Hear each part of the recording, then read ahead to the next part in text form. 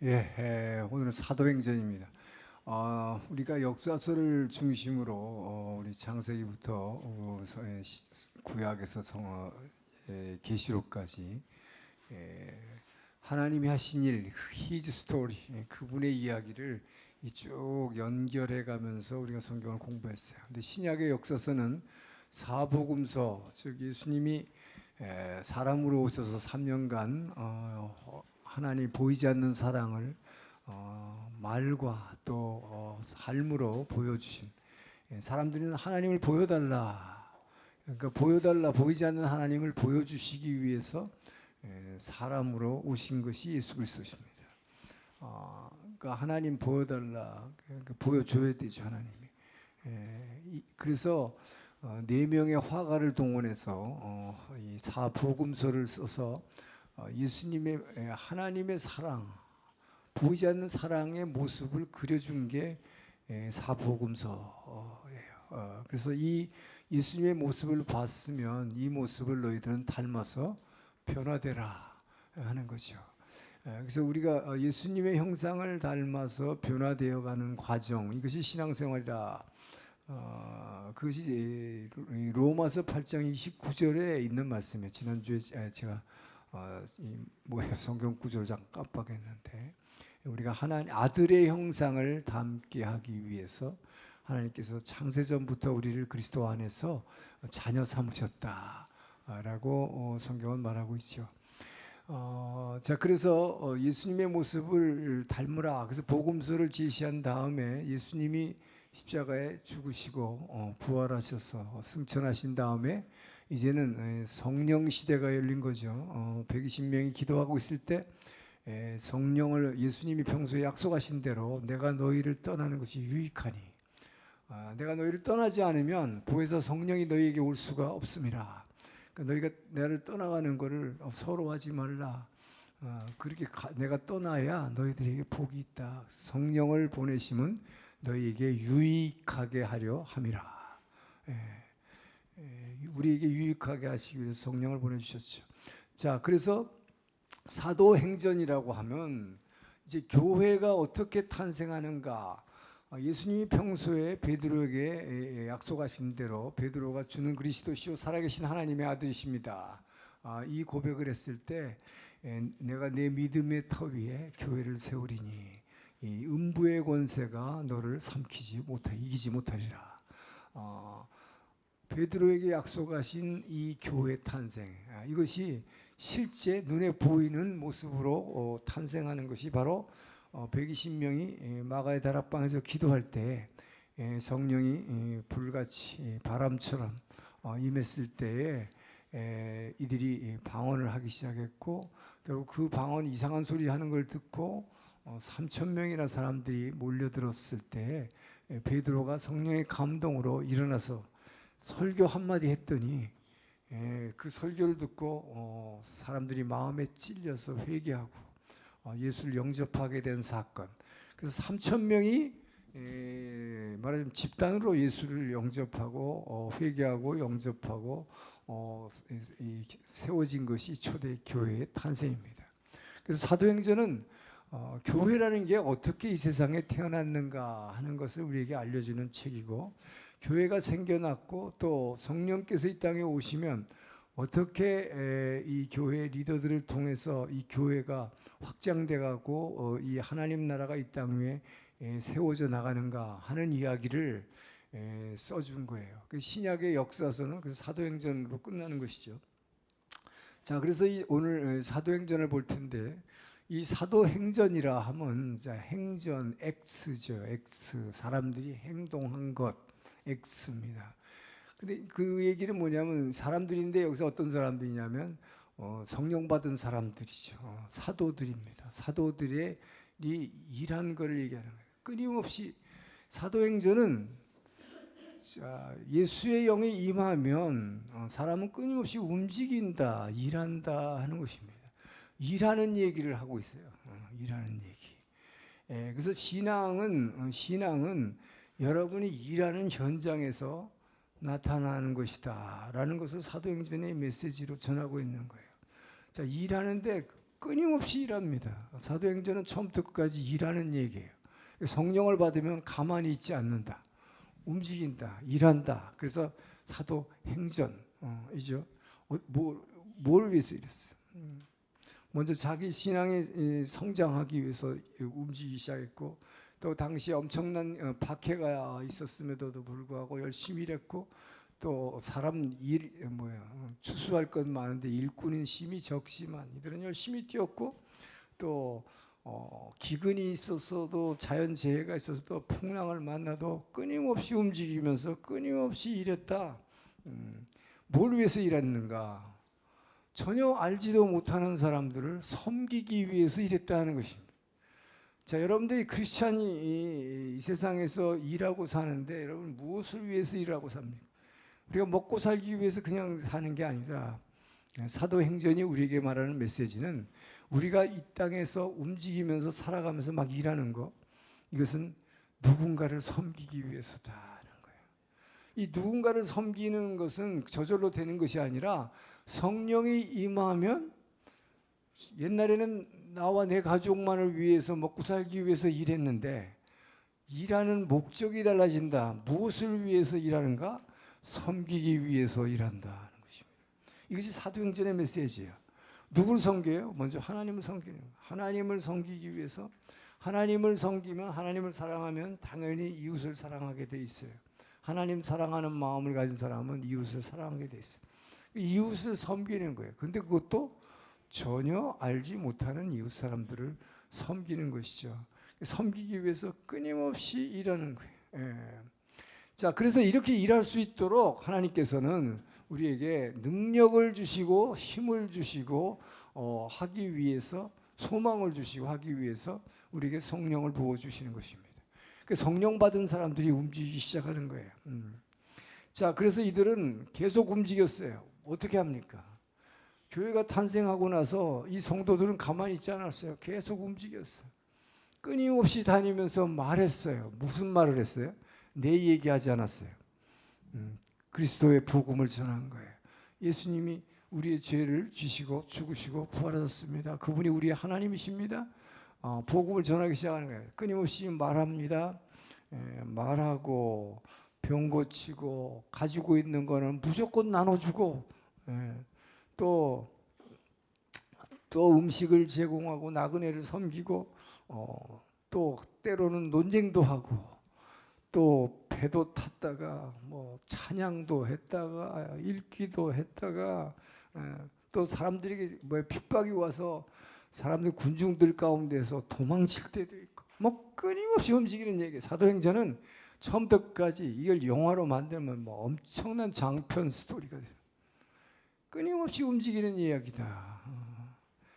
도망치기도 하고, 어떨 때는 사람 만나서 안아주고 껴안아주고, 또 어떨 때는 사과도 하고, 배도 타고 배가 깨져서 파손하면 헤엄도 치고 끊임없이 하고 있어요. 뭘 위해서 이렇게 움직이고 있습니까? 이 사도들이 지금 성령 받으면 뭘 위해서 이렇게 움직이는 거예요? 처음부터까지 하나님을 섬기는 거예요. 이게 하나님께 부름받은 자가 이렇게 되는 거예요. 하나님을 섬기기 위해서 하는 거예요. 그냥 뛰고 파손하고 매도 맞고 감옥에도 가고, 그러면서도 찬양하고, 그러면서도 하지 말라고 하는데도 끊임없이 예수가 하나님입니다. 예수가 부활하셨습니다. 부활하신 예수가 나의 하나님입니다. 이걸 전하고 다니는 거. 이게 사도행전이에요. 계속 전하는 거예요. 자, 그렇다면 이렇게 하나님을 섬기고 이웃을 섬기기 위해서, 하나님 섬기고 이웃을 섬기기 위해서 움직이는 거, 이것이 사도들의 끊임없는 사도들의 사도행전이다. 사도행전의 이야기인데, 자, 무엇을 위해서 움직이는가? 하나님을 섬기기 위해서, 이웃 섬기기 위해서, 섬김을 위해서 움직이는 사람들이다. 내가 먹고 살기 위해서 움직인 거 아니죠. 그러니까 예수 믿고 성령 받은 사람의 특징은 먹고 살기 위해서 움직이는 거 아니에요. 이건 당연한 거예요. 먹고 사는 건 하나님 책임져 주시는 거예요. 하나님 섬기고 이웃을 섬기기 위해서 움직인다. 근데 어떤 방식으로 섬기는가 하는 거예요, 이웃을. 이 섬기는 방식이 세상과 다르다 하는 거예요. 이 사도행전의 특징은 당시의 로마 제국, 당시 로마 제국과 하나님 나라가 어떻게 다른가 하는 것을 아주 극명하게 대조해서 누가가 우리에게 그려주고 있는 거예요. 자, 당시 로마 제국은 뭐예요? 무력으로 다른 나라를 침략해서 노예로 삼았습니다. 착취하는 것입니다. 그리고 유대 지역에도 뭐 유대 사람들이 감당하기 어려울 정도의 세금을 걷어갔어요. 그러니까 삭개오가 그렇게 유대인 동족들한테 미움을 받은 것이 로마의 세금을 과도하게 착취해서 뺏어가니까 먹고 살 것도 없는데, 그렇기 때문에 로마에 대한 엄청난 분노와 이 원망이 가득하게 된 거죠. 착취하는 거예요. 남의 거를 빼앗아서 잘 사는 이런 세상이었어요. 로마 시대라는 게.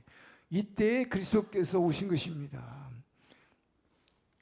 그 당시에 로마 시민이 아니면 나머진 정복당한 사람들은 다 노예고 전부 다 뭐예요? 착취당하는 계급이 대부분이었어요. 그러니까 병들고 가난하고 못 사는 거지요. 그래서 예수님이 뭐라고 그랬어요? 나는 뭐 때문에 왔다고 그랬어. 나는 가난한 사람, 병든 사람의 친구다. 죄인들의 친구다. 그들을 위해서 왔다라고 얘기한 거죠. 이게 하나님 나라의 특징입니다.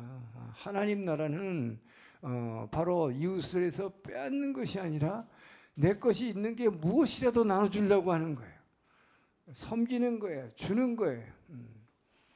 이게 다른 거다 하는 것이죠. 주기 위해서 그렇게 매맞고 병들고 감옥에 갇히면서도 끊임없이 주려고 뭘 주는 거예요? 복음을 나눠주고 내게 있는 먹을 것 나눠주고. 이것이 하나님의 이 성령이 임한 사람의 특징이다 하는 거예요. 막을 수가 없어요. 이거는 뭘로도 막을 수가 없다. 자, 이 사도행전, 그래서 정말 가난하고 병들고 희생당하는 이 취약한 세대들, 이 세대들에게, 그래서 나는 가난한 자들에게 아름다운 은혜의 복음을 전하기 위해서 왔다. 이것이 바로 이사야서가 예언한, 이사야 61장에서 예언한 메시아가 오면 가난한 자들에게 복음이 들려진다. 하나님 나라가 전해진다. 이 메시지를 끊임없이 전하고 다니는 것이 이것이 사도행전이다 하는 것이죠. 자, 그래서 하나님은 성령을 부어주시면 이 세상의 방식과 다른 방식으로 사람을 섬긴다. 이게 다른 거예요, 그렇죠? 내게 필요한 거지만 나눠주는 거죠. 내게 가장 소중한 걸 나눠주는 사람. 이것이 바로 하나님 나라다. 그래서 누가가 여기서 얘기하는 게 굉장히 중요한 게 있습니다. 누가가 얘기하는 게 중요한 게 하나님 나라가 뭐냐, 천국이란 게 뭐냐. 여러분들 이 세상에서 살다가 고통스럽죠. 힘든 일을 당하죠. 그럼 어떻게 돼요? 도망가고 싶어. 죽고 싶어. 죽고 싶다는 게 뭐야? 자살하는. 죽고 싶다. 왜 그래요? 고통을 잊어버리고 싶어서. 그러면 저 세상으로 가면은 아주 편한 나라가 있을 거라고 이렇게 생각을 해요. 근데 성경이 말하는 건 그렇지 않다는 거죠. 하나님 나라는 이 세상에서 하나님 나라는 그 예수님을 받아들여서 그 영원한 생명을 이 세상에서 받아서 이 세상에서 그 하나님 나라를 누리는 만큼 가지고 가는 것이다. 할렐루야. 이게 사도행전이에요. 그렇기 때문에 이 세상에 있는 동안 하나님 나라를 누려라. 이 세상을 피해서 달아난다고 저 세상으로 간다고 그냥 하나님 나라가 거저 오는 것이 아니다 하는 거예요. 그러니까 이 세상에서 얼마만큼 열매를 맺어서 가느냐에 따라서 하나님 나라가 여러분이 가서 하나님 나라에 누릴 천국이 달라진다. 그래서 이걸 하늘나라의 상급이라고 그러는 거예요. 의의 면류관의 크기가 달라지는 거예요. 그래서 우리는 신앙생활 하는 거예요. 신앙생활이라는 것은 그래서 날마다 나를 부인하고, 날마다 나를 부인하고, 우리가 십자가를 지고 내 생각 부인하고 하나님을 섬기고 살려는 그것이 바로 그것이 진정한 천국을 내가 갈 천국을 이 땅에서 누리고 사는 만큼 한국에서 하늘나라에서 누리기 때문에 열매 맺기 때문이다. 그래서 이 땅에서 좋은 밭을 만들어야 이 밭에서 여러분이 열매를 많이 맺는 만큼 하늘나라에서 누린다. 그렇죠? 그러니까 예를 들어서 어떤 사람들은 이렇게 얘기해요. 아, 예수 믿으면 천국 간대요. 오른편 강도를 봐라. 평생 죄 짓고 사람도 죽였지만 마지막 순간에 아멘 믿습니다 하니까 네가 오늘 나하고 낙원에 있을 것이다. 야, 이게 제일 간단한 방법이네. 그렇게 하면 좋을 것 같죠. 그것은 그의 영혼은 구원받지만 중요한 것은 하늘나라에서 여러분이 예수님이 그랬어요. 내가 너희를 떠나면 처소를 예배하러 가는데 하늘나라에 있는 처소, 그 처소가 다른 어떤 사람 베드로나 바울 같으면 하늘나라에 가는데 궁궐에 사는데 여러분 이거나 마찬가지예요. 옛날에 왜 아메리칸 드림이라고 그러잖아요. 미국 가면 막 엄청나게 좋죠. 제가 75년도에 미국 유학을 갔어요. 그때 딱 가니까요. 대사관에 있는 제 후배가 마중을 나와서 저를 딱 때리고 이제 기숙사에다가 딱 집어넣은 다음에 수포를 데려가더라고.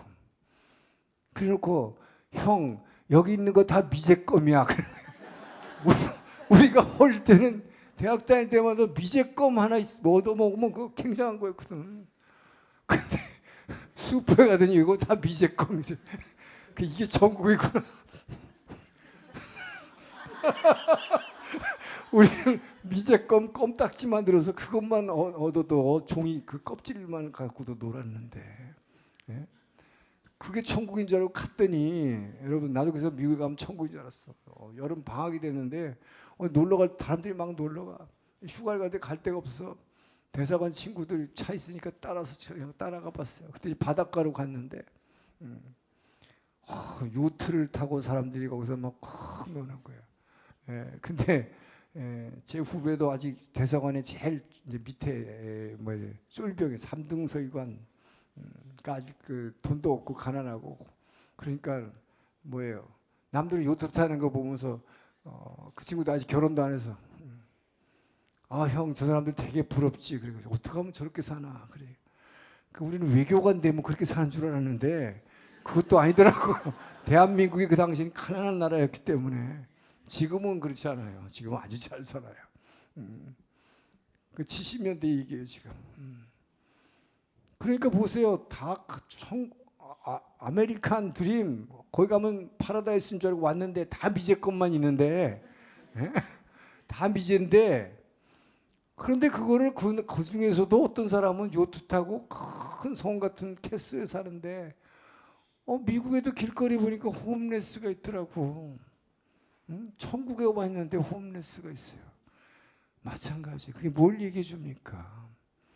여러분이 이 땅에서 얼마나 열매를 맺고 가지고 가느냐에 따라서 천국의 크기가 결정되는 거예요. 그래서 우리가 신앙생활하는 거예요. 날마다 자기를 부인하라는 얘기가 왜 합니까? 그냥 이 세상이 힘들다고 그냥 죽고 싶다? 그냥 자살하고 싶으면 이게 이 세상을 면하면 고통이 끝나는 것 같지만 그렇지 않다 이 말이에요. 내가 스스로 고통을 면하기 위해서 죽으면 어떻게 될 거예요? 살인하지 말라. 10계명이잖아요. 살인하지 말라. 반드시 죽임을 당할 것이다.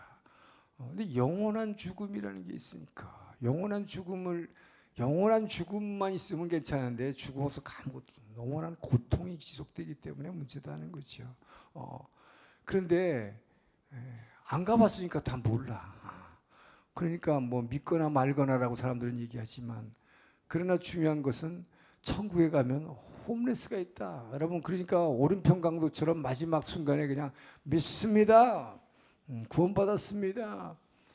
그리고 가봐야 천국에 가면 문간에서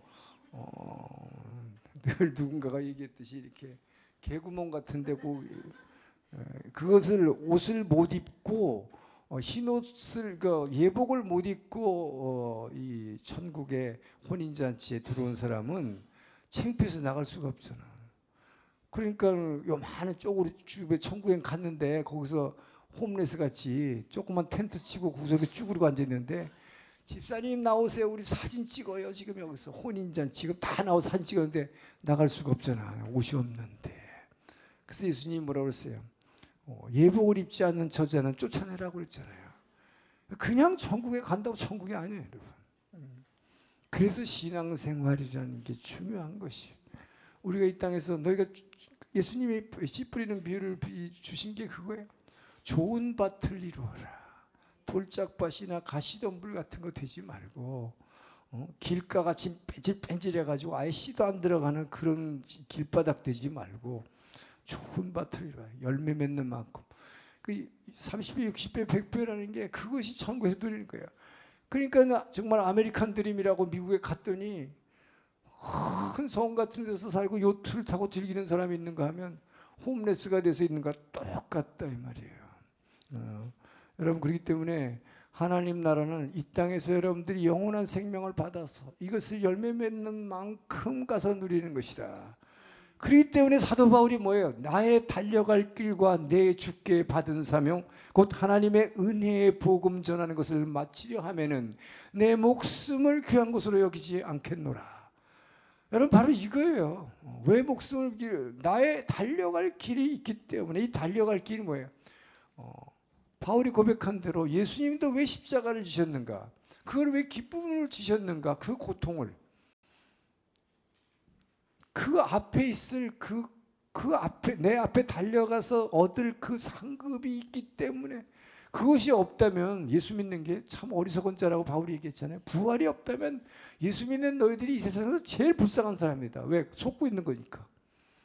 부활의 영광이 없다면, 영원한 세계 천국이 없다면 예수 믿는 너희가 가장 불쌍한 사람이라고 바울이 얘기했어요.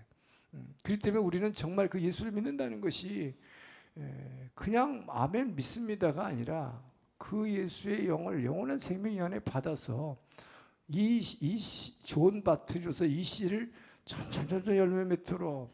그래서 나를 자꾸 날마다 죽여야 내 생각과 계획과 내 욕망을 죽이면 죽일수록 좋은 밭을 이루어서 이 열매가 쑥쑥쑥쑥 자라서 하늘나라를 정말 큰 상급을 누리길 주 이름으로 축원합니다. 그래서 신앙생활은 여러분 투자하는 거예요. 날마다 투자하는 거예요. 이거 손해보는 게 아니다. 그래서 내가 나를 부인하고 손해보는 삶을 살라고 그러니까 여러분들 이렇게 내가 손해보고 남한테 순종하고 이 사람한테 자꾸 숙이고 그러면 나만 억울하고 나만 병신되지 않냐고 그러는데 왜 그렇게 합니까? 앞으로 올 상급을 기대하기 때문에. 성경은 끊임없이 신약에서 사도행전 복음서부터 신약에서 강조하는 게 그거예요. 앞으로 있을 그 상급을 바라보기 때문에 내가 달려간다는 거죠. 그러니까 순교하고 고문받고 고통받고 죽잖아요. 왜 이 고통을 치릅니까? 그 뒤에 있을 것을 믿기 때문에. 그렇기 때문에 이것을 믿음이라고 하는 것이다. 할렐루야. 믿음은 바라는 것의 실상이다. 실제로 있는 것이다. 그것이 없다면 다 이게 속고 있는 거지. 그죠? 자, 그 믿음의 터 위에서 우리 사도행전을 바라보기 바랍니다. 자, 그래서 사도행전 끊임없이 일하는 거다. 근데 무엇을 위해서? 하나님을 섬기기 위해서 일하는 것이다. 어떻게 섬기는가? 어떻게 섬기는가? 남에서 뺏어서가 아니라, 남을 누르고가 아니라 내게 있는 것 주면서 섬기는 것이다. 가장 소중한 것을 주는 것, 그렇게 섬기는 것, 이게 사도행전이에요. 자, 그래서 교회 탄생한 얘기를 우리 잘 알고 있어요. 베드로의 오순절 다락방에서 성령 받고는 설교하니까 3,000명이 들어와서 교회가 탄생했다. 자, 그리고 나서 초대교회가 사도들의 가르침을 받고 날마다 떡을 떼고 서로 교제하고 기도하며 찬미하며 이렇게 해서 교회가 점점 성장했고, 우리가 주일 설교를 통해서 계속 봤지만 베드로와 요한이 안진뱅이 거지를 치유하는 사건을 통해서 5,000명, 남자만 5,000명, 15,000명이 예수 믿고 들어오는 교회가 엄청난 부흥을 이루게 됐다. 그러는 가운데 아나니아와 삽비라의 헌금 속이는 사건으로 인해서 죽는 일이 있었고, 그 다음에 또 뭐예요? 그 교회 안에서도 헬라파 유대인, 본토파 유대인 그 과부들에 대해서 구제하는데 차별한다고 그래서 또 서로 교회 안에서 다툼이 있었고, 자, 이런 걸 겪어가면서 또 스데반의 순교가 있었고 이런 걸 겪어가면서 끊임없는 교회가 자, 교회는 끊임없이 확장돼 나갔다. 교회는 박해와 시련을 겪는 가운데 교회는 늘 세상의 공격을 받아요. 공격을 받지만 사도행전이 말하는 것은 이 공격을 받고 고통스러워요. 그러나 이 고통스러운 상황에 있는 만큼 교회는 거꾸로 부흥했다는 것입니다. 성장했다는 것이. 여러분의 인생에 고통과 시련이 오는 만큼 여러분이 이 성장함을 믿으시기 바랍니다. 여러분의 신앙이 성장해요. 여러분이 하나님을 향한 지금까지의 사고가 달라지는 거예요. 예. 교회는 그렇게 해서 부흥하는 거예요. 예. 자, 그러는 과정에서 이제 사도 바울이 회심하게 되는 과정을 사도행전 8장에서 보여준 다음에 사도 바울이 이렇게 성도들을 박해하다가 부활하신 예수님을 만난 다음에 뭐 180도로 바뀌어지는 것이죠. 본인이 예수 믿는 사람을 박해한 이유가 뭘까요? 하나님에 대한 열심이 있었기 때문이에요. 그죠? 왜냐하면 지금까지는 유일신 하나님만 믿었는데 사람으로 온 예수가 하나님이라고 스데반이 증거하는 걸 보고 분노해서 죽였단 말이에요. 유일신 하나님이 아니니까 신성 모독죄잖아요. 그러니까 유대인들이 지도자들이 예수님을 죽인 거하고 똑같은 방식으로 사울이 스데반을 돌로 쳐주는데 앞장선 거죠. 그런 본인이 더 핍박하러 가다가 부활하신 주님이 딱 맞닥뜨리고 나니까 확 돌아서 버렸죠. 예수님 만나고 나면 우리 인생이 그냥 확 변하는 거예요. 그 자리에서 확 달라지는 거예요. 그러니까 지금까지 나를 위해서 살던 사람이 이제는 주를 위해서 이웃을 위해서 섬기는 삶으로 바뀌어지는 것이다. 이것이 변화죠. 크리스찬이 변화다. 자, 그리고 나서 사도 바울이 이제 안디옥 즉 초대교회가 지금 사도행전의 스토리는 이렇게 전개되는 거죠. 예루살렘에 초대교회가 탄생했고 3,000명에서 뭐 15,000명 이렇게 부흥하다가 이제 박해가 시작되니까 흩어지기 시작했죠. 예루살렘과 유다와 사마리아 지역, 이 북쪽 지역, 그 다음에 이제 땅 끝까지 복음이 전파되는 과정을 얘기하죠. 그래서 박해가 시작되니까 사람들이 어디로 갔냐면 저 시리아에 있는 안디옥이라는 큰 도시에서 교회가 하나 서게 됐죠.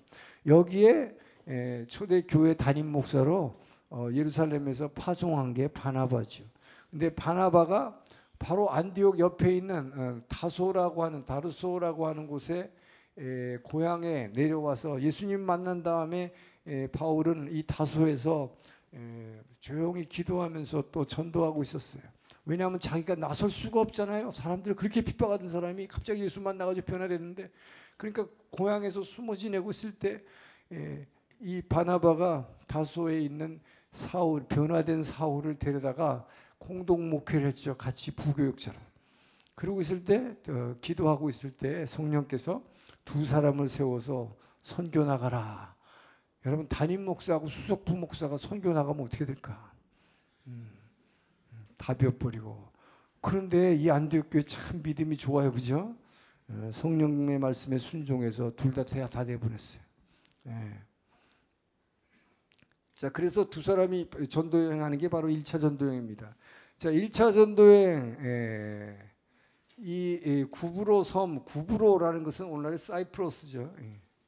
사이프러스는 그냥 섬이 아니라 오늘도 한 나라예요. 유엔에서 한 나라입니다. 한 표를 행사한 나라입니다. 사이프러스 섬을 거쳐서 여기서 추장을 갖다가 전도해가지고 제 1호가 돼요. 사도 바울의 전도 여행의 특징은, 전도 전략의 특징은 어디를 가든지 제일 높은 사람을 먼저 만나서, 근데 자기가 그렇게 한 게 아니에요. 성령께서 인도하신 거죠. 그래서 추장을 여기서 전도하고, 자, 그리고 나서 이제 배 타고 출발해서 나와서 이게 오늘날 터키잖아요. 소아시아, 이게 오늘날 터키 지역이죠. 이 터키 지역에 제일 먼저 도착한 게 퍼가라는 데 도착합니다.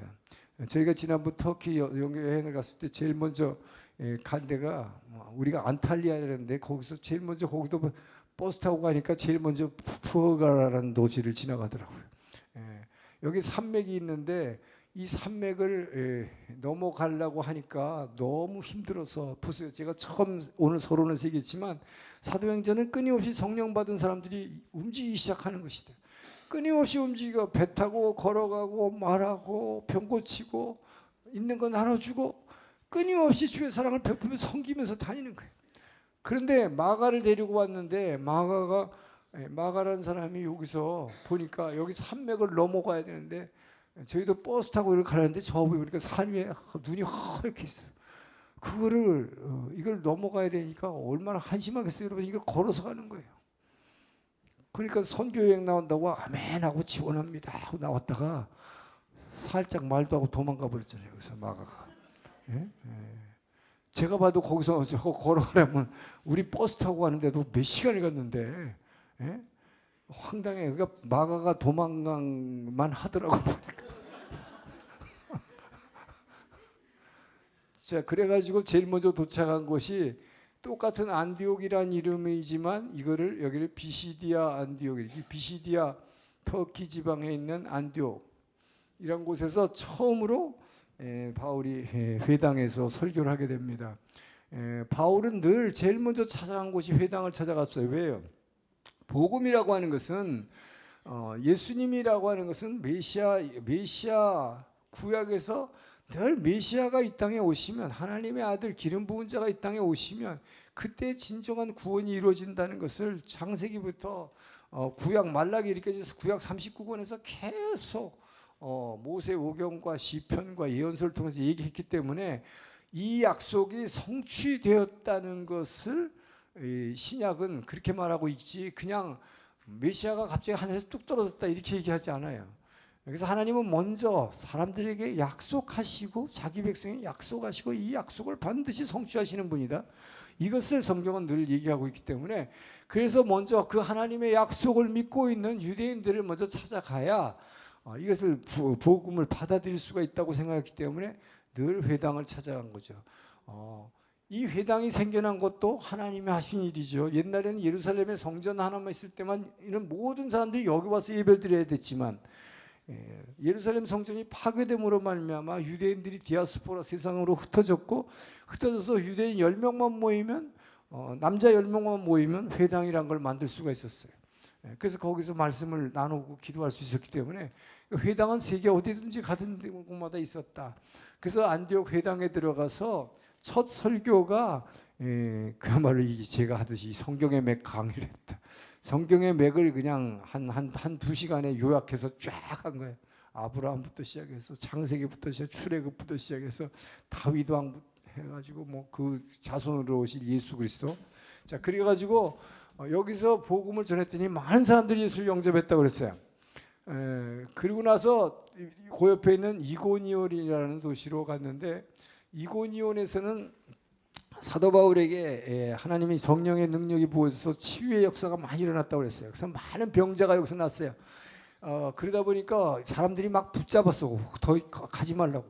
그래서 오래 있었다. 얼마나 있었는지는 모르겠어요. 오래 여기서 치료하면서 말씀을 나눠주고 병 고쳐주고 하는 사역. 그러니까 끊임없이 뭡니까? 내 안에 있는 예수의 이름, 베드로가 했던 것처럼 이 예수의 이름의 능력으로 계속 그 능력을, 말씀을 전하고 병 고쳐주고 없는 자에게 나눠주고 하는 사역을 한 거죠. 그러나 바울이 가는 곳마다 오히려 이 유대인들이 예수를 영접할 줄 알았더니 이방인들이 그 말을 듣고 오히려 이방인들이 예수를 영접하고 유대인들이 박해를 하기 시작하니까 이제 달아나는 거죠. 그러니까 사도행전은 끊임없이 섬기기 위해서 뛰지만 또 달아나는 과정. 도망가요. 왜? 복음을 전해야 되니까. 그래서 이고니에서 또 달아났어. 그 다음에 내가 루스테라라는 곳에 가요. 이곳에서는 루스테라에서도 바로 뭐예요? 안진뱅이를 하나 고쳐줬더니, 이 안진뱅이를 또 일으켰더니, 이제 베드로가 전에 고쳐준 것처럼 바울이 안진뱅이를 하나 일으켰더니, 여기서는 이 당시 이 지역에서 그리스에서 섬기던 그 제우스 신, 그 다음에 넥타이 유명한 거, 예. 응? 응?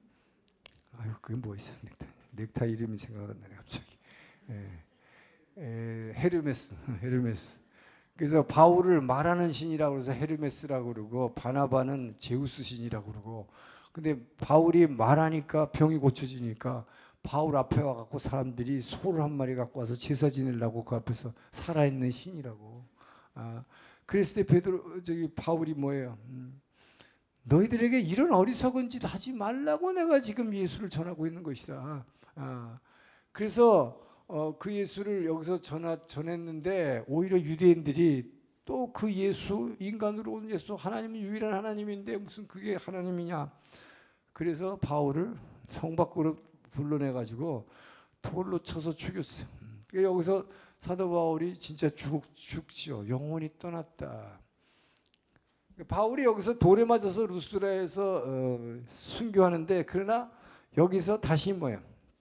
하나님이 일으키는 사건이 일어나죠. 그래서 사람들은 다 죽었다고 생각하고 버리고 갔는데 성령께서 깨워가지고 툴툴 털어서 일어났는데, 이 사건을 나중에 사도 바울이 이제 고린도후서에서 고백을 하죠. 내가 고린도후서 12장에서 내가 3층 천에 올라갔다 왔다. 그게 뭐예요? 셋째 하늘에 천국에 올라갔다 왔어. 그곳에 가서 내가 사람들이 이 땅에서 하지 못하는 말을 들었다. 그게 바로 여러분들이 지금 하는 랄랄라 따따따 방언을 들은 것 같아. 그러니까 이게 천사들의 말이거든요. 이 세상에서 쓰지 않는 말을 그곳에 들었다. 그래서 그곳에 결국은 갔다가 다시 하나님이 뭐 일으켜서 세웠죠. 그래서 루스드라에서 툴툴 털고 일어나서 여기서 더베라는 곳에서 전도하고, 그리고 여기서 이제 다시 이렇게 배 타고 돌아오죠. 배 타고 이게 1차 전도행이에요.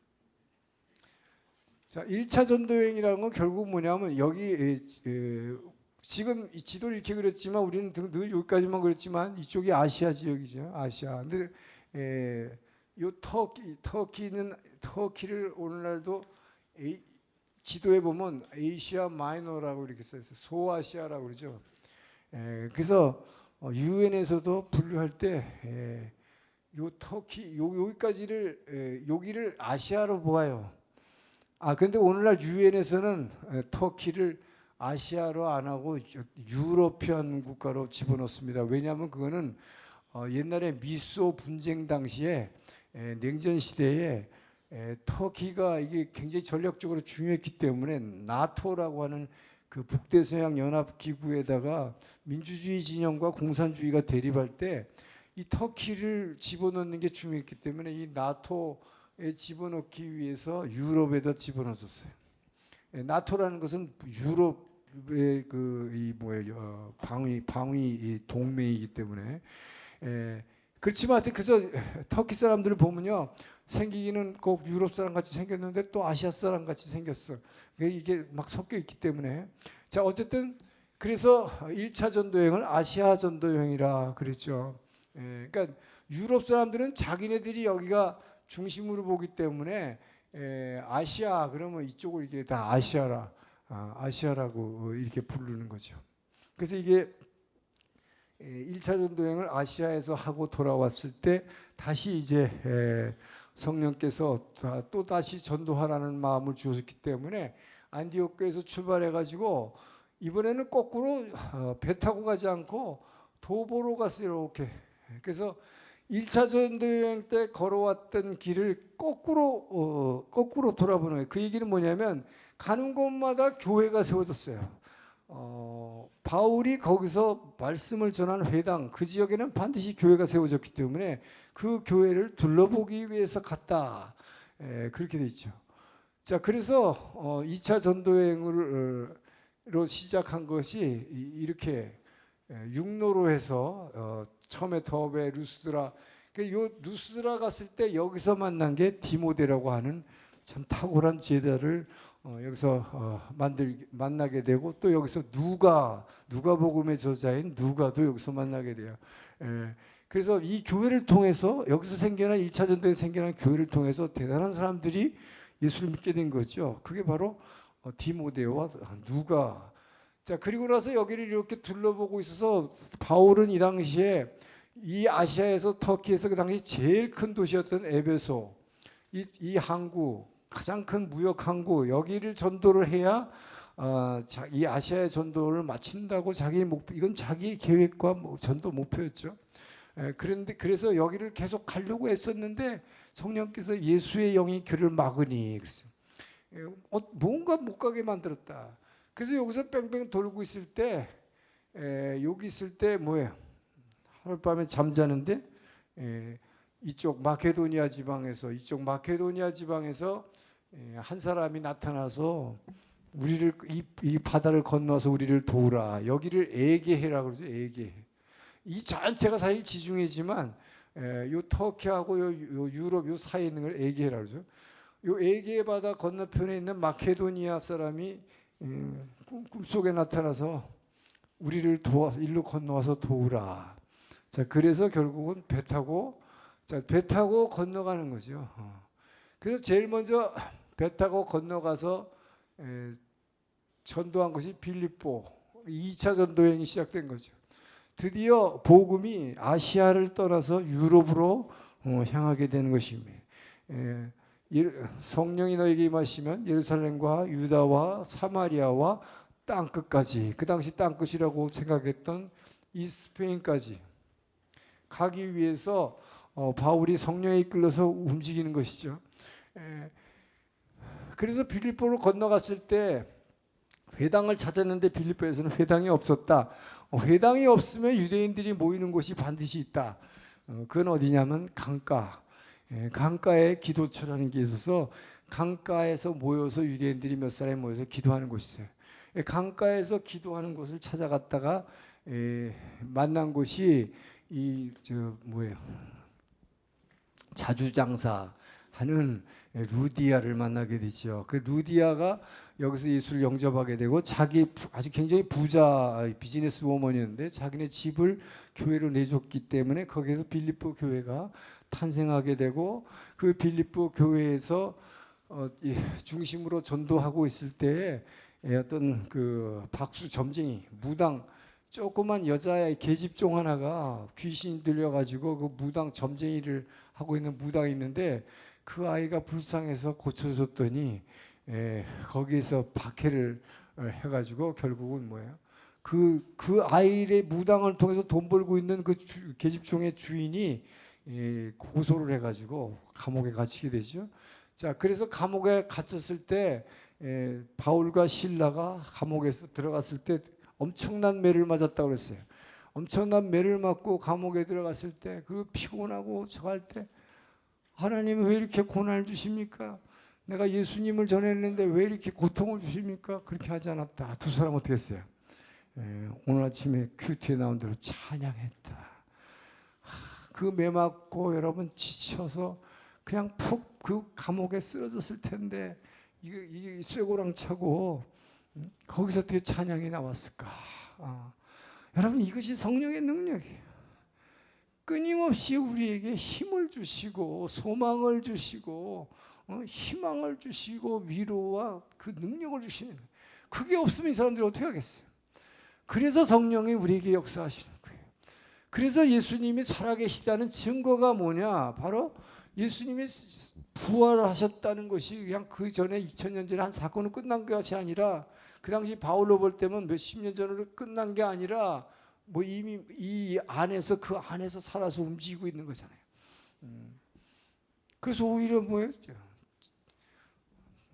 천사를 동원해서 막 지진 같은 걸 일으켜 버리니까 문이 열리고 밖으로 그냥 쑥 나오려고 그러니까 간수가 자살을 하려고 그랬잖아요. 자살을.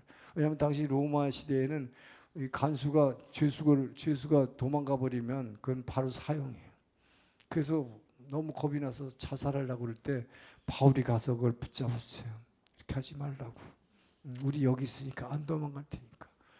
그러니까 너무 놀래가지고 그 앞에 무릎 꿇고 내가 어찌하면 구원을 얻으리까. 그러니까 뭐라고 그래요? 주 예수를 믿으라. 그리하면 너와 내 집이 구원을 얻으리라. 그래서 바로 이 간수와 그의 가족들이 믿어서 결국 이 빌립보 교회가 루디아를 중심으로 한 빌립보가 크게 부흥하게 되고, 바울이 나중에 로마 감옥에 있을 때 2년이나 갇혀 있을 때도 다른 어떤 교회보다도 빌립보 교회가 끝까지 먹을 거, 입을 거, 필요한 걸 공급해 준 거예요. 로마 감옥에는 아무것도 안 줬어요. 물도 안 주고 먹을 것도 안 주고, 누군가가 공급해 주지 않으면 그냥 저절로 죽게 만든 거예요. 이 빌립보 교회가 그래서 빌립보서를 쓰게 되죠. 그 사랑에 대한 감사의 편지가 빌립보서예요. 자, 그래서 빌립보 교회가 탄생을 했고, 그 다음에 데살로니카에 가서 말씀을 전했는데, 데살로니카에서는 바울이 주제를 예수님의 부활에 대해서, 재림에 대해서 주로 많이 지어냈어요. 예수님 다시 오신다. 다시 오신다. 그러니까 데살로니가 교회는 부활에 대해서 전했더니 불과 안식일 3번이니까 3주 동안 전했어요, 복음을. 그랬더니 데살로니가 교회가 탄생했어요. 그러나서 베레아로 갔어요. 베레아. 근데 베레아 사람들은 굉장히 신사적이고 꼭 일본 사람 같아. 굉장히 이지적이고 말씀을 굉장히 연구하기 좋아하고 지식적이고. 그래서 베레아 사람들은 굉장히 신사적이어서 하나님의 말씀을 날마다 상고하고 연구했다 그랬어요. 그래서 여기 또 베레아 교회가 탄생하고, 그리고 나서 결국 뭐죠? 아테네로 가죠. 아데네로 갔을 때는 어떻게 됐습니까? 아테네 사람들은 신을 많이 섬겨. 그래서 너희들의 종교성이 굉장히 강하도다. 그래서 알지 못하는 신에게라는 신전이 있었죠. 알지 못하는 신에게, 결국은 사도 바울은 참 당시에 그리스어를 잘했을 뿐만 아니라 당시에 세상 학문에 탁월한 사람이었고, 또 율법의 지식이 풍부한 사람이었기 때문에 그때마다 그 사람들의 수준에 맞춰서 전도 설교를 하는 걸 보게 됩니다. 참 대단한 사람이었던 것 같아요, 정말. 아테네 사람들의 그 헬라 철학, 그리스 철학에, 아리스토텔레스 철학에 젖어 있는 사람들에게 그 사람들에 맞는 설교를 하게 되죠. 너희들 종교성이 많다. 그래서 내가 너희들은 알지 못하는 신에게 섬기지만 나는 아는 신, 살아있는 신을 너에게 소개하겠다. 그러면서 예수를 전하죠. 그래서 박해를 많이 받았지만 그러나 귀부인들과 많은 사람들이 예수를 믿었더라. 항상 가는 데 보면 박해받아서, 그러니까 바울이 지금 이렇게 해서 계속 움직이는 게 뭡니까? 바울을 움직이는 힘이 뭐였어요, 여러분? 성령이 이렇게 가라고 움직인 거 아니에요. 박해였어요, 박해. 끊임없이 도망가는 거예요. 끊임없이 달아나는 거예요. 근데 이 달아날 때마다 교회가 생겨났다. 할렐루야. 그러니까 교회의 성장과 부흥, 교회의 탄생과 부흥은 박해와 함께 생겨난 것이다는 것을 우리가 알 수 있다는 것이죠. 그래서 이 사도행전이라고 하는 것은 성령을 받게 되면, 예수의 영이 들어오게 되면 사람을 끊임없이 움직이게 만드는데, 일하게 만드는데, 일하는 것이 무엇이다? 섬기는 일을 한 것이다. 하나님을 섬겼고, 하나님 섬기기 위해서 계속 목숨의 위협을 받지만 도망가면서 말씀 전하면, 입만 뻥긋하면 교회가 탄생했다. 할렐루야. 이게 하나님의 은혜잖아요. 자, 그리고 나서 뭐예요? 아데네, 그 다음에 고린도. 가장 큰 이게 고린도가 가장 큰 무역 항구였는데, 그 당시에 이 마케도니아에서 가장 이 큰 항구였죠. 이 항구 도시인 고린도에서 1년 반을 오랫동안 있었죠. 1년 반 있었다는 것은, 1년 반이나 선도를 할 수 있었던 것은 브리스길라와 아굴라라고 하는 탁월한 동역자를 만났기 때문이었다. 그래서 이 브리스길라와 아굴라는 같이 텐트를 짜는 사람이었다. 바울은 그 당시 전도 여행하면서 여러분, 유대인들에게는 이런 게 있어요. 유대인들은 지금도 그래요. 유대인들은 어렸을 때, 고등학교 다닐 때, 중고등학교 때 반드시 직업 교육을 하나 시킵니다. 지가 앞으로 대학을 가서 무슨 전공을 해서 관계없어요. 그러니까 뭐 구두 수선을 하든지, 천막을 텐트를 짜든지, 뭐 우산을 만든다든지, 지금도 그래요. 유대인들은 어릴 때 반드시 그런 직업 교육을 시켜요. 왜 그러냐? 자기가 나중에 어느 나라, 왜냐하면 이 사람들은 늘 박해를 받기 때문에 어느 나라에 살든지 지금도 똑같아요.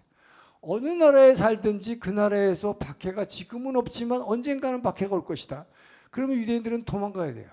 그 도망가면 직장을 잃어버리니까 먹고 살아야 될 거 아니에요. 그죠? 그래서 반드시 직업 교육을 시켜요. 그래서 유대인들은 뭐든지 할 수 있어요. 뭐 재봉틀도 할 수 있고 뭐 자동차 고치는 것도 하고 그러니까 뭐 대사하는 사람들이 그런 소리를 해요. 나도 자동차 정비를 한다고. 어렸을 때 배워서 한다는. 그러니까 언제든지 도망갈 생각을. 지금 미국에 여러분 보세요. 제가 뉴욕에 있을 때 재밌는 게 뉴욕의 유대인 세계 유대인 협회. 그러면 그 유대인 협회라는 건 뭐 세계를 움직이는 기관이에요. 그 굉장한 곳입니다. 유대인 협회라는 거. 그 유대인 협회 엄청난 큰 빌딩을 갖고 있고 거기서 저를 초청했어요. 그래가지고 뭐 남북 관계에 대해서 설명해요. 뭐 유대인들이 왜 남북 관계를 무슨 관심 있다고 들으려고 하여튼 거기서 얘기를 했어요. 그러니까 부른 목적이 유대인 협회하고 우리 코리안 커뮤니티하고 좀 저기 뭐야 이저 프렌드리 릴레이션을 갖고 싶다는 거예요. 친선 관계, 협력 관계. 왜 그러냐 그랬더니 뉴욕엔 코리안 커뮤니티가 굉장히 크거든요. 50만 명이나 되니까. 자기네들은 소수민족이기 때문에 지금 미국에서 자 정치계, 언론계, 예술계, 문화계, 뭐 할리우드, 뭐 뉴욕 타임즈 이거 다 유대인들 거거든요. 부동산, 뭐 정치, 경제. 뭐 트럼프도 결국 유대계 때문에 지금 당선된 거고. 그런 상황에 있음에도 불구하고 자기네들은 언젠가 미국으로부터 박해를 받아서 자기네들도 쫓겨날 수 있다. 그때 자기네들을 도와줄 사람이 역사적으로 2000년 동안 다른 소수민족이 우리를 도와줬지 다른 큰 나라가 우리를 도와주지 않았다는 거예요. 그래서 우리 한국하고 협력 관계를 하자고 그래서 제가 그때 뭐 협정을 사인한 게 있어요. 그런 식으로 이들은 지금도 그렇게 다 이렇게 쫓겨다닌다는 생각을. 그래서 바울이 텐트 짜는 기술을 가지고 있었던 거예요. 그렇게 학식이 높은 사람이지만 그래서 선교하면서도 자기가 성도들에게 신세 안 지고 그러니까 브리스길라 아굴라고 그렇게 하면서 여기서 오래 있다가 제가 고린도에서도 다시 결국은 뭐예요? 그래서 큰 박해가 일어났을 때 그래서 다시 돌아오게 되죠. 자, 그래서 다시 2차 전도여행 끝나서 결국은 뭐예요? 복음이 유럽으로 가게 됐고, 자 그리고 나서 다시 3차 전도 여행을 하게 되죠. 3차 전도 여행이라고 하는 것은 바울이 다시 에베소로 간 거죠. 이 당시 자기가 그렇게 가려고 했던 에베소 1차 전도 여행 때 에베소를 전도하려고 했는데 못 갔던 데를 다시 가게 된 게 3차 전도 여행. 3차 전도 여행이라기보다도 3차는 완전히 에베소에서 3년간 정착한 거죠. 3년 동안 성경 공부한 거예요. 여기는 성경 강의한 거죠. 그냥 설교하러 다닌 게 아니에요. 에베소 여기에서 두란노 소원을 빌려가지고 두란노 소원이라고 하는 것은 당시 두란노 요즘 말하면 두란노 일본어로 말하면 두란노 죽구죠. 죽구 이름이 두란노예요. 죽구에서 당시 그리스 아리스토텔레스 철학을 아주 뭐죠 과외식으로 가리키는 특별한 연구소였어요. 그곳에서 낮에 점심시간을 빌려서 이 중동 지방에 가면 지금도 있지만 시에스타라고 그래가지고 낮잠 자는 시간이 11시부터 3시까지예요. 제가 아프리카 가봉에라는 나라에 대해서 대사관에 가서 근무를 했는데 난 이 시에스타가 왜 있는지 모르겠더라고. 11시부터 3시 제일 일 많이 할 시간인데 이제 아침 출근해서 커피 마시고 회의하고 하면 그때부터 일할 시간인데 11시 되면 앵 울려요. 그러면 낮잠 자는 시간이라고 나 집에 가래. 그 언제 일을 하는지 나는 한심하더라고 이 사람들. 그러니까 그때가 근데 제일 덥거든요. 40몇 도가 올라가니까. 그래서 이 사람들은 낮에 잠을 자는데 그게 낮잠 자는 시간이 4시간이나 된다는 건 하여튼 이해가 안 가는 시간인데 이 시간을 빌린 거예요. 바울은. 남들은 낮잠 자는 시간에 이 두란노 소원이니까 이게 학원인데 이게 큰 학원이죠. 학원 건물을 빌려가지고 점심시간에 낮잠 자는 시간에. 근데 저는 참 대단하다고 생각한 게 바울은 물론 대단한 사람이죠. 성령 받았으니까 말씀 전하려고 간 사람이니까. 그 시간에 낮잠 안 자라고 온 사람들, 여러분 같은 사람. 대단한 사람들 아니에요. 어떻게 그렇게 사람들이 몰려왔을지 나 그게 의문이에요. 정말. 잠자는 시간인데. 어쨌든 여기서 3년 동안을 말씀 전하면서 에베소 교회가 탄생한 거죠. 근데 여기서도 결국 예수를 전하다 보니까 에베소의 3차 전도에서 큰 일들은 데미트리스라고 하는 여신을 섬기는 이 사람들이 그 신전 모양을 은으로 만들어서 그 당시 기념품식으로 팔고, 기념품이 아니라 그게 말하자면 부적식으로 팔고 있었던 거죠. 그걸로 엄청난 돈을 벌고 있었는데 바울이 여기서 성경 강의하면서 계속 그런 우상은 그건 아무것도 아니라 살아계신 하나님, 예수 그리스도가 하나님입니다라고 하니까 점치는 사람들, 그다음에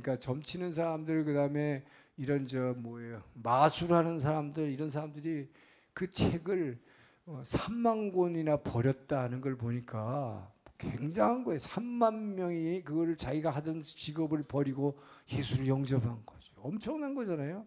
예. 그러니까 은으로 그 신전을 만들어서 팔던 사람들이 폭동을 일으키게 돼서 결국은 여기서 다시 돌아가게 되는 거죠.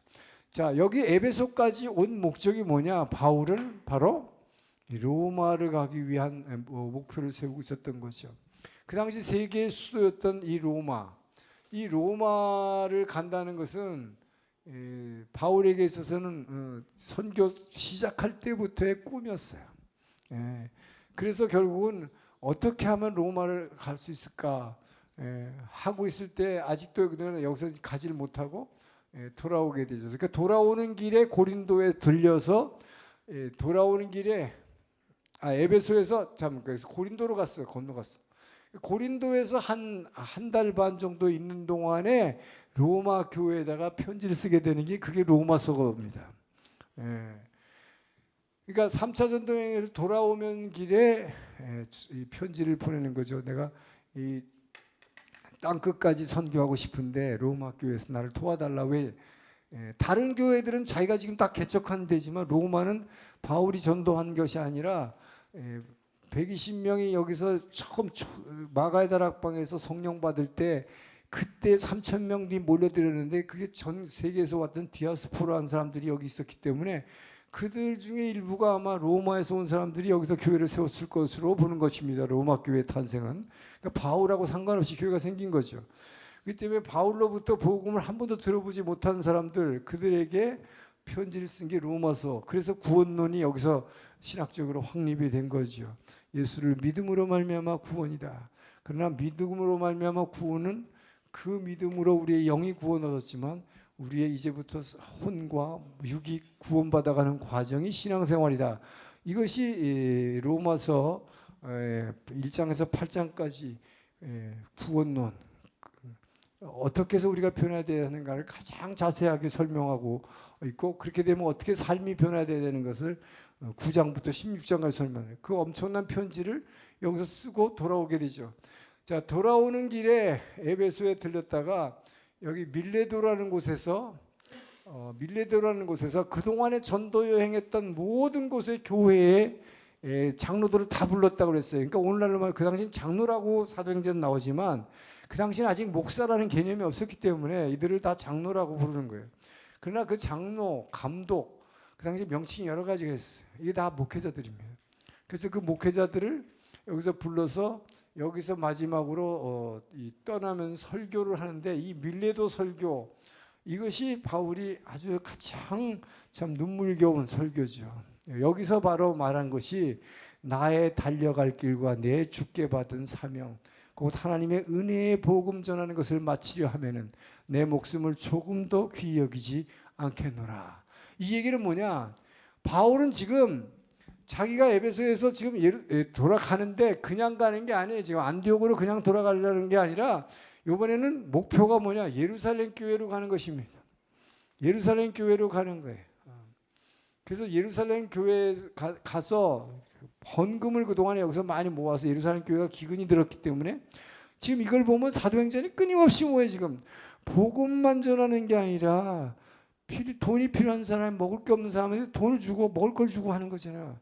지금 본교회가 지금 기근 때문에 고통받고 있으니까 여기서 헌금을 다 모아가지고 헌금 전하러 가는 거예요. 헌금 전하러 갔을 때 이제 안디옥에 도착해서 다시 여기 뭐예요? 항구 여기 항구에 도착해가지고 지금 이 항구에 도착했을 때 그 뭐죠? 저기 누구죠? 빌립이라고 하는 그 7 집사 중에 하나 스데반하고 같이 안수 집사 임직받은 빌립이 전도 여행했던 사건이 사도행전에서 나오죠. 그 빌립의 딸들이 이 뭐예요? 항구에서 항구 도시에서 살고 있었는데 예언의 은사를 받아 예언을 했어요. 바울 보러. 당신이 예루살렘에 가면 이렇게 잡혀서 뒤로 이렇게 잡혀서 묶여서 감옥에 들어갈 것이다. 가지 말라 그랬어요. 그러니까 예언자도 수준이 달라요. 그러니까 그 빌립의 딸들은 예언은 바울이 잡힐 것만 봤어요. 근데 바울은 뭐라고 했어요? 왜 여기서 이런 설교를 하게 되냐? 밀레도에서 나는 이 은혜의 복음 전함을 마치려 하면 내 목숨을 귀한 곳을 여기지 않아 난 죽겠다 하는 것이죠. 그러니까 그 딸들은 가지 말라고 그랬지만 나는 죽음을 무릅쓰고 가겠다. 그래서 간 거죠. 이것이 바로 뭡니까? 사도행전에서 사도들이 움직이는 것은 성령을 받으면 움직이는데 뭘 위해서 움직이냐? 섬기기 위해서. 누구를? 하나님을 섬기고 내가 알지 못하는 이웃을 섬기고 나를 위해서 사는 게 아니잖아요. 그럴 때 내 인생은 하나님이 책임져 주기 때문에 나는 그냥 죽겠다. 순교할 각오를 하고 지금 예루살렘을 간 거죠. 자, 그래서 결국 예루살렘으로 가서 결국은 잡히게 되죠. 그래서 잡혀가지고 예루살렘 여기 사내들인 공회에서 재판받고 할 때 여러 가지 변론을 하게 되지만 결국 하나님 성령께서는 어떻게 사용하느냐. 우리가 보면 이것은 바울은 이렇게 하나님의 말씀을 전하고 정말 목숨을 무릅쓰고 자기 인생을 하나도 안 돌보고 보세요. 그 매를 이 채찍을 40에서 하나 감한 매를 맞아 39대를 맞았다는데 39대가나 20대만 맞으면 여기 이런 살하고 뼈가 막 다 튀어나간다고 그래요. 이 채찍의 끝에다가 짐승의 뼈를 갖다가 이렇게 박아가지고 이걸로 때리기 때문에 39대면 완전히 사람 다 죽는 거예요. 40대면 사람이 완전히 죽기 때문에 39까지 40에서 하나 뺀 매를 맞았다. 그리고 감옥에 수도 없이 갇혔고 수도 없이 굶었고 강도를 만났고 이 엄청난 고난을 이기면서 왜 나갔습니까? 오직 주를 위해서, 주를 섬기기 위해서, 하나님 섬기기 위해서. 그러나 그 하나님을 섬긴다는 게 결국 누구를 섬기는 거예요? 내가 알지도 못하는 이웃을 섬기기 위해서. 나를 위해서 사는 게 아니죠. 그때 하나님께서 내 인생을 책임져 주신다는 믿음 때문이죠. 자, 그래서 순교를 당할 생각을 하고 왔기 때문에 이때 이미 그래서 모든 장로들이 다 울었다고 그랬어요. 왜? 내가 너희들을 다시 못 볼 것이다 그랬기 때문에. 네. 그래서 여기서 잡혀서 사내들인 공회에서 재판받지만 자, 하나님이 사용하시는 거예요. 재판을 받기 때문에 여기서 높은 사람을 만나게 되고 높은 사람들에게 증언을 하게 되니까 복음을 전하게 되는 거죠. 그런데 여기서 예루살렘에서 이렇게 사도 바울이 담대하게 복음을 전하는 걸 보고 오히려 유대인들이 바울을 죽이는 특공 결사대를 조직했어요. 40명이. 그래가지고 바울을 어떻게 하든 이송될 때 우리가 밤에 매복했다가 저걸 죽이자.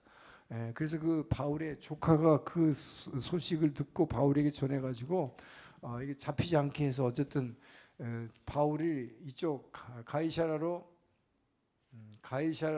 가이사라라는 게 그 당시 총독부가 있었던 항구입니다. 이 가이사라로 이송하게 되죠, 바울을. 그래서 여기서 어, 베닉스란 총독을 만나게 되고 이 두 이제 이 총독이 또 바뀌게 되죠. 이 총독부 지하 감옥에서 2년을 버티게 됩니다. 여러분 생각해 보세요. 지금 바울의 유일한 목적은 뭡니까? 땅 끝까지 선교하는 거예요. 내가 이 하나님의 은혜의 복음 전하는 것을 마치려 하면은 내 목숨을 조금 더 귀히 여기지 않겠노라. 이 땅 끝까지 선교해. 오직 성령이 너에게 계시면 예루살렘과 유다와 사마리아 땅 끝까지 이르러 내 증인이 되어야 하리라. 그것이 목표였어요. 그런데 로마로 가야 되는데 보내주진 않고 여기서 2년 동안 썩혔으니 그 바울의 답답함이라는 이름 말할 수가 없었을 거예요. 제가 생각해 그랬어요. 아, 바울이 한국 사람 아니기 참 다행이겠다. 저 같으면 못 견뎠을 것 같아. 포기했을 것 같아. 그냥 하나님, 제가 땅끝 선교하려고 지금 로마 가려고 여기까지 일부러 잡혀왔는데 이게 뭡니까? 2년씩이나 지하 감옥에 갇혀가지고. 그렇죠? 한국 사람은 못 견뎠을 거예요. 유대인이라 참았던 것 같아. 자, 어쨌든 여기다가 잡아놓은 이유는 이 총독 벨릭스죠. 벨릭스 총독이 은근히 바울이 보니까 뭐 후원자가 많어. 그렇죠. 항상 보면 누가 뭘 자꾸 갖다 주고 뭐 헌금도 거두고. 그러니까 사도행전에 누가가 뭐라고 썼어요? 벨릭스 총독이 바울에게 돈을 얻을까 하여 그랬어요. 그에게 호의를 베푸니. 그래서 얼마든지 누구 만나고 면회도 다 해도. 그러나 그 덕에 많은 사람을 전도할 수 있었죠. 그러니까 하나님이 하시는 일은 우리는 알지 못하지만 그 바람에 여기서 누구도 왔어요? 당시에 아그리파 헤롯 왕까지 여기 와가지고 헤롯 왕의 누이까지 와서 같이 복음을 듣고 바울이 복음을 전하니까 총독도 그랬고 그 다음에 헤롯 왕까지도 굉장히 은혜를 받았어요. 사실은 넘어갈 뻔했어. 그런데 뭐라고 그래요? 시방은 가라. 지금은 가라 그랬어요. 지금은 내가 믿긴 믿겠는데 지금은 아니다. 그래서 여러분 전도할 때 지금 이렇게 확 은혜 받았을 때 팍 몇 가지라도 끌고 와야 돼요. 교회로. 다음엔 절대 안 와요. 그 사람. 이 사람들이 절대 안 왔잖아요. 시방은 가라. 그리고 총독은 또 뭐라고 그랬어요? 이 사람도 굉장히 그 당시 그리스 철학에 따라서 아주 논리적이고 합리적인 설교를 했어요. 그랬더니 죄와 절제와 하나님의 심판에 대해서 얘기했다. 그래서 의와 절제와 하나님의 심판에 대해서. 그러니까 가슴에 찔려가지고 속에서 회개하는 마음이 들었지만 바울이 그래서 예수를 영접하겠냐 그랬더니 바울아, 네가 너무 많이 배워. 너 배운 게 너무 많아서 네가 좀 돌아온 것 같아. 다음에 또 보자 이런 식이었죠. 결국은 보면 어쨌든 바울은 이런 걸 통해서 감옥에 있었지만 가장 높은 사람들에게 말씀을 전할 수 있는 기회를 하나님은 계속 주셨다. 끊임없이 하나님은 기회를 주셨다는 거죠. 결국은 이 로마 황제에게 가이사에게 재판을 받을 게 허용이 돼가지고 이제 배 타고 출발하자 가다가 유라굴라 광풍 만나고 여러 가지 우리가 지금 큐티를 통해서 했죠. 결국 그래가지고 4차 여행을 가게 되는데 그게 로마로 가는 거죠. 그게 4차라는 말은 우리가 쓰지 않지만 결국 이것이 로마행이죠. 로마 육기노 덴도료코가 4차 전도예요. 결국은 로마로 가는데 로마로 갈 때 사도행전 보면 로마에서 한참 떨어져 있는 한 20km 떨어진 요 도시까지 로마 교회 성도들이 마중 나왔다 그랬어요. 이게 뭐예요? 로마서라는 편지를 보냈기 때문에 이들이 와서 마중을 했고 그래서 로마에 도착해서 결국은 사도행전 맨 끝나는 사도행전 28장이 뭐로 끝납니까? 사도 바울이 로마에 도착해서 어떤 집을 하나 얻어가지고 집을 하나 얻었다는 것은 그 당시 로마의 감옥이 너무 꽉 차가지고 전 세계에서 로마 시민권을 가진 사람은 황제한테 재판받을 권리를 요청하면 로마로 왔기 때문에 감옥이 모자랐고, 특히 이 바울이 그 당시 오면서 여기 있던 이 몰타라고 하는 섬에서 그 추장의 병을 고쳐줬고, 그다음에 뭐 뱀에 물렸는데 뱀에 죽지도 않고, 거기서 엄청난 이적을 일으키는 걸 보고 거기 배에 탔던 200 몇십 명이나 되는 사람들이 내려가지고 전부 바울을 엄청난 사람이라고 증거를 했기 때문에 바울에게는 특별한 가정집을 하나 빌리게 해서 거기서 오히려 근위대 병사가 와가지고 한쪽에 같이 수갑차고 같이 지키는 이런 아주 특전을 베푸는 거죠. 그래서 바울이 여기서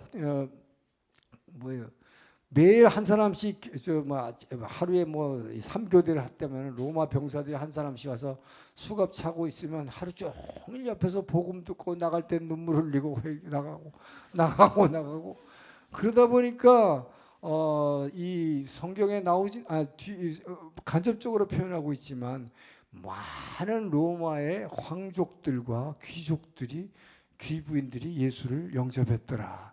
그래서 그걸로 끝나는 게 사도행전이에요.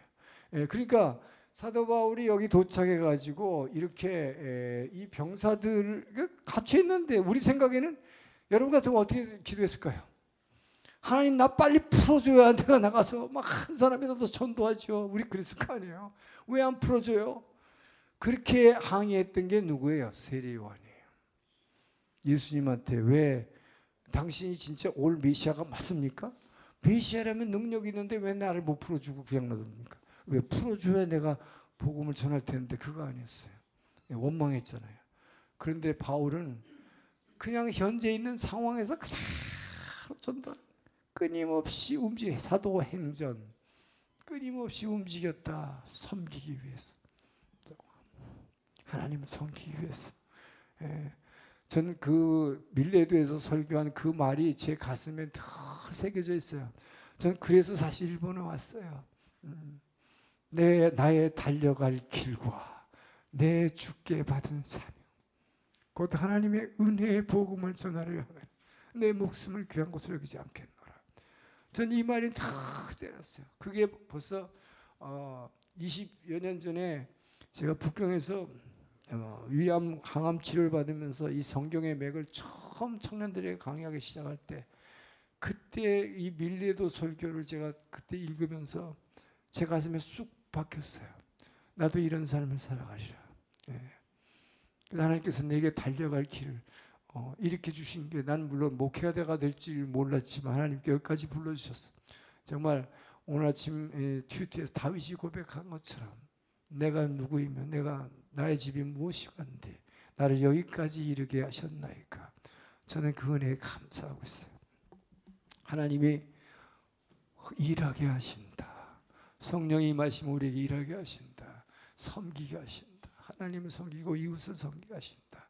전 여러분들에게 그 마음이 부어지기를 주님으로 축원합니다.